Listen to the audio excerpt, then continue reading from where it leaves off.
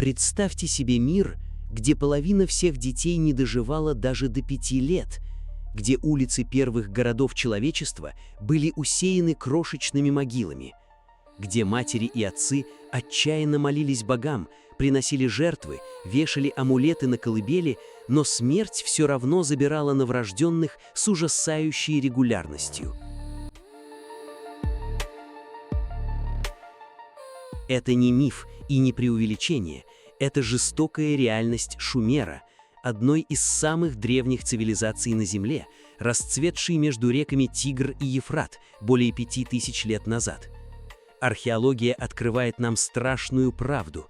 В городах Ур, Урук, Абу-Салабих, Киш, Ниппур и Шуррупак археологи находят массовые захоронения детей. Тысячи маленьких тел в глиняных урнах, под полами домов, в специальных ямах и кувшинах. Недавние систематические исследования, включая анализ сотен детских могил с периода раннединастического первого по эпоху Ур-3, примерно 2900-2000 годы до нашей эры, показывают, что детская смертность была по-настоящему катастрофической. Дети составляли до половины населения шумерских городов, но выживали далеко не все. Что же реально убивало этих самых маленьких жителей первых мегаполисов? Грязная вода из ирригационных каналов, паразиты и кишечные инфекции, эпидемии в перенаселенных кварталах или смертельные опасности самих родов в эпоху, когда не было ни антибиотиков, ни стерильности, ни понимания микробов? Чтобы ответить на эти вопросы, нам нужно погрузиться в повседневную жизнь шумерских городов, посмотреть на них глазами их жителей и понять цену, которую они платили за первую в истории человечества урбанизацию. Шумер дал миру письменность, колеса, сложные законы, зиккураты и поэмы. Но за этим блеском скрывалась темная изнанка, мир, в котором смерть детей была обыденностью. Шумерские города были настоящим инженерным триумфом своего времени. К середине 4-го тысячелетия до нашей эры Урук уже насчитывал десятки тысяч жителей и считался одним из крупнейших поселений планеты. Каналы, проложенные между Тигром и Ефратом, превращали болотистую равнину в плодородный рай. Поля пшеницы и ячменя, финиковые пальмы, сады – все это кормило растущее население. Люди строили храмы, дворцы, мастерские, торговля приносила лазурит из далекого Афганистана, медь из Омана, древесину из Ливана. Но та же система, которая давала жизнь, несла и смерть. Вода была одновременно благословением и проклятием. Ирригационные каналы обеспечивали урожаи, но они же становились источником загрязнения. Стоячая вода, смешанная с человеческими и животными отходами, создавала идеальную среду для бактерий и паразитов. Жители пили воду прямо из каналов или из колодцев, расположенных слишком близко к выгребным ямам. В условиях жаркого климата Месопотамии это приводило к массовым вспышкам диарейных заболеваний. Для взрослых это было тяжело, для младенцев и маленьких детей смертельно. Обезвоживание наступало за считанные часы, тела высыхали, силы уходили, и ребенок угасал на руках у матери. Палеопаразитологические исследования подтверждают эту картину. В древних останках из региона находят следы шистосомоза, опасного паразитологического заболевания, передающегося через воду. Паразит проникал через кожу при купании или работе в каналах. У детей он вызывал хроническую анемию, повреждение внутренних органов и истощение. Кишечные глисты, аскариды, острицы, лямблии крали питательные вещества из пищи, ослабляя и без того хрупкий организм. Напишите в комментариях, как вы думаете, могла ли такая цивилизация вообще существовать без этих неизбежных потерь? А что, если самый опасный момент в жизни человека наступает не в старости, а в первые минуты после рождения? Роды в древнем Шумере оставались одним из самых сложных и рискованных событий в жизни каждой семьи. Женщины рожали дома, на специальном кирпиче рождения, глиняной платформе, которая символизировала переход из одного мира в другой. Повитухи, часто связанные с храмовыми традициями и почитанием богини-матери Нинхурсак, помогали как могли, использовали целебные масла, травяные отвары и защитные заклинания. Исследователи, такие как Мартин Столл в своей фундаментальной работе «Birth in Babylonia and the Bible», подробно описывают эти практики на основе клинописных источников. Однако без современных средств стерильности, антибиотиков и понимания инфекций послеродовые осложнения оставались серьезной угрозой. Кровотечения, разрывы и воспалительные процессы могли унести жизни матери или ребенка, несмотря на все старания повитух и родных. Многие младенцы появлялись на свет недоношенными или ослабленными вследствие тяжелого физического труда беременных женщин, частого недоедания и воздействия паразитов. Клинописные тексты упоминают термин «кубу», обозначающий недоношенных или мертворожденных. Археологи, проводившие остеологические анализы в Кише и Абу-Салабихе, находят у таких маленьких скелетов признаки врожденных проблем и инфекций. Смертность в первые дни и недели жизни была особенно высокой. Даже если ребенок успешно прошел через роды, первые месяцы оставались критическим периодом. Грудное вскармливание давало определенную защиту, но отсутствие чистой воды и элементарной гигиены превращало любую небольшую ранку или расстроение в серьезную опасность. Демоны вроде Ламашту в шумерской мифологии отражали реальные страхи родителей. Это были не просто страшилки, они воплощали понимание уязвимости новорожденных. Родители активно защищали детей, вешали амулеты с Пазузу, проводили ритуалы. Как отмечает Джонатан Малк в своем исследовании «They enjoy syrup and ghee at tables of silver and gold», шумерские семьи проявляли глубокую заботу и скорбь, а не равнодушие. Они оставляли мертвым детям символические дары, чтобы те наслаждались на серебряных столах богов. Такие практики показывают, насколько важно было для шумеров сохранить связь с ребенком даже после его ухода. Каждый успешный род в Шумере был настоящей победой надежды над обстоятельствами, которую родители одерживали снова и снова. Это напоминало им, что жизнь хрупкий, но бесценный дар. А как вы думаете, что было самым страшным испытанием для родителей в древнем Шумере? Напишите свое мнение в комментариях. Представьте, что под полами вашего дома покоится несколько поколений самых маленьких членов семьи. Именно так жили шумеры. Археология дает нам прямые доказательства масштаба этой трагедии и одновременно силы родительской любви. В Абу-Салабихе под полами жилых домов обнаружены сотни детских захоронений, многие из них в глиняных кувшинах или простых ямах. В Кише археологи зафиксировали целые кластеры перинатальных могил. В Уре, несмотря на знаменитое царское кладбище, детские захоронения встречаются повсеместно внутри жилых кварталов. Это была осознанная практика. Исследователи, включая Кэтрин Шит в ее диссертации о детских захоронениях Южной Месопотамии, подчеркивают, что интрамурал, внутридомовые погребения, были нормой для региона на протяжении нескольких столетий. В шумерской культуре детей часто хоронили внутри дома. Считалось, что так их духи остаются с семьей, защищают дом и продолжают быть частью рода. В богатых семьях детей провожали с миниатюрными копиями взрослых вещей, маленькими сосудами, бусами, игрушками. Даже в самых скромных домах старались положить хотя бы немного еды или защитный амулет. Джар Бериал, погребение в кувшине, было особенно распространено для самых маленьких. Кувшин символизировал возвращение в утробу, безопасное и теплое место. Иногда в одной могиле находили нескольких детей, братьев и сестер, умерших в разное время. Это говорит о том, что семьи неоднократно переживали потери, но продолжали жить и сохранять память о каждом ребенке. Джонатан Валк и другие специалисты отмечают, что такие практики не свидетельствуют о равнодушии, а наоборот, о глубокой эмоциональной связи. Родители не забывали своих детей, они создавали для них маленькие миры в могилах, полные заботы и надежды на загробное благополучие.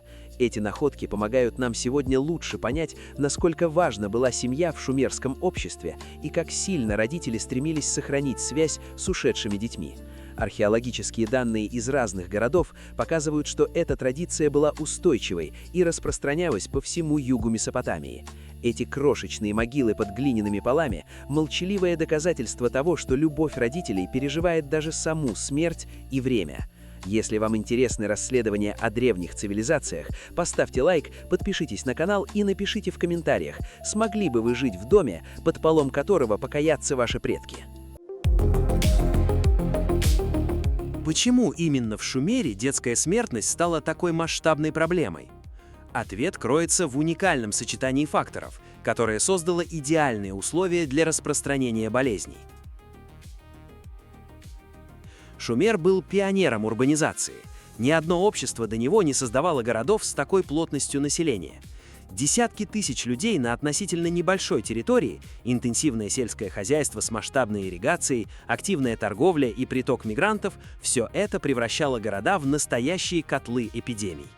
Археологи и историки, такие как Августа Макмахан в работах по санитарии Месопотамии, подчеркивают, что шумеры первыми столкнулись с проблемами большого города в полном масштабе. Клинописные тексты, включая эпос об Атрахасисе, отражают это беспокойство. Боги жалуются на шум и перенаселение человечества. В реальности чума была постоянным спутником городской жизни. Городская инфраструктура требовала огромных усилий по управлению отходами, но эффективных систем еще не существовало. Хотя в некоторых домах были дренажные канавы и ямы, этого было недостаточно для десятков тысяч жителей. Исследователи отмечают, что именно сочетание болотистой местности, интенсивного орошения и высокой плотности населения создало идеальный шторм для инфекций и паразитов. Сравнение с другими древними цивилизациями показывает, что проблема была универсальной, но в Шумере она проявилась особенно остро именно из-за скорости урбанизации. Несмотря на все трудности, шумерские семьи проявляли невероятную стойкость. Они продолжали рожать детей, строить города и верить в лучшее будущее. Этот опыт стал важным уроком для последующих поколений. Работы современных археологов помогают нам увидеть, насколько сложной была повседневная жизнь в этих первых мегаполисах. Шумер показал, что даже великая цивилизация может быть уязвима в самом своем начале, в колыбели нового поколения. А как вы думаете, смогла бы современная медицина спасти большинство шумерских детей? Напишите свое мнение в комментариях. Несмотря на потери, шумерские родители не сдавались. Они боролись за каждого ребенка. Несмотря на все трудности, шумерские семьи проявляли удивительную стойкость и заботу.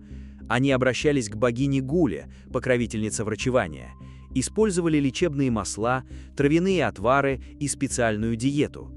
Клинописные медицинские тексты содержат рецепты, предназначенные специально для беременных, роженец и младенцев. Археологи и филологи, изучающие эти таблички, отмечают высокий уровень внимания к женскому и детскому здоровью по меркам того времени. Многие дети, которым удавалось пережить первые опасные месяцы, становились крепче и вносили свой вклад в развитие общества.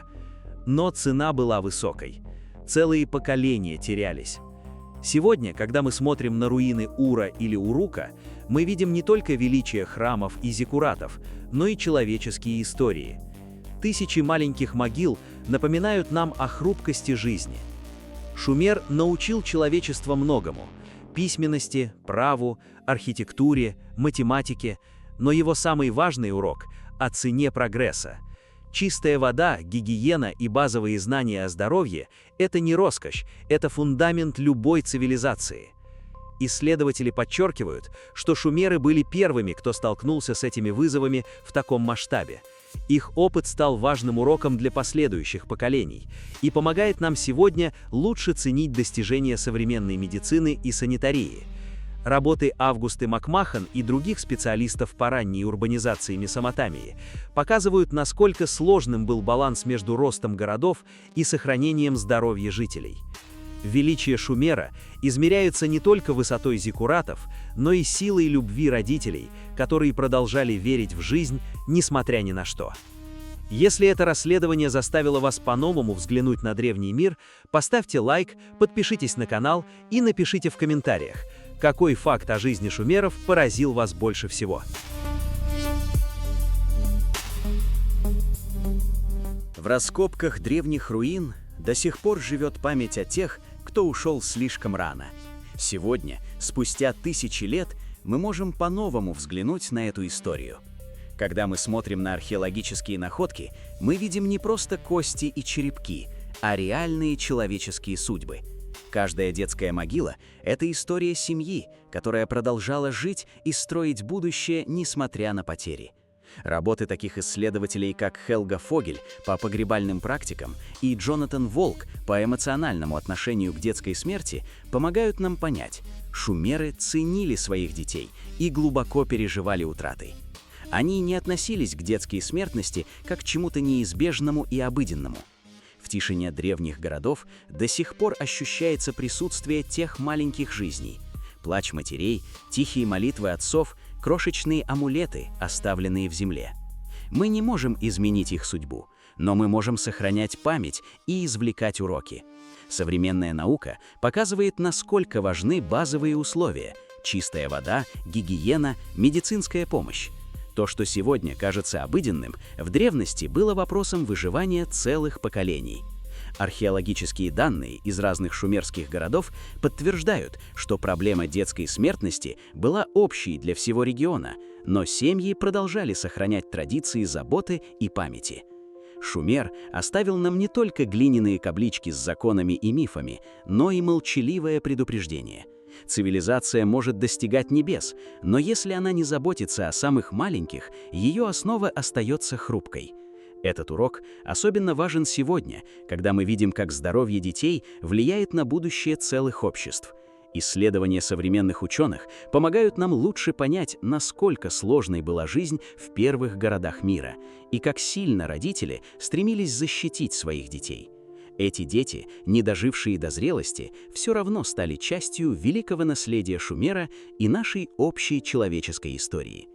А какой урок из истории шумерских детей кажется самым важным именно вам? Поделитесь своим мнением в комментариях. Шумер ушел в историю, но его самый тихий и важный урок до сих пор звучит. Шумерская цивилизация постепенно угасла под влиянием климатических изменений, войн и экономических трудностей, но ее наследие продолжает жить в нашей культуре, науке и понимании мира. А вместе с этим наследием память о самых маленьких жителях тех древних городов, о детях, которые никогда не выросли, но чьи короткие жизни стали частью фундамента, на котором стоит современная цивилизация. Их смерть не была напрасной, она учит нас ценить жизнь с самого первого вздоха, беречь здоровье детей и развивать знания, которые когда-то могли бы спасти тысячи маленьких жизней. Сегодня мы знаем, что чистая вода, мыло, вакцинация и базовая медицина способны творить чудеса.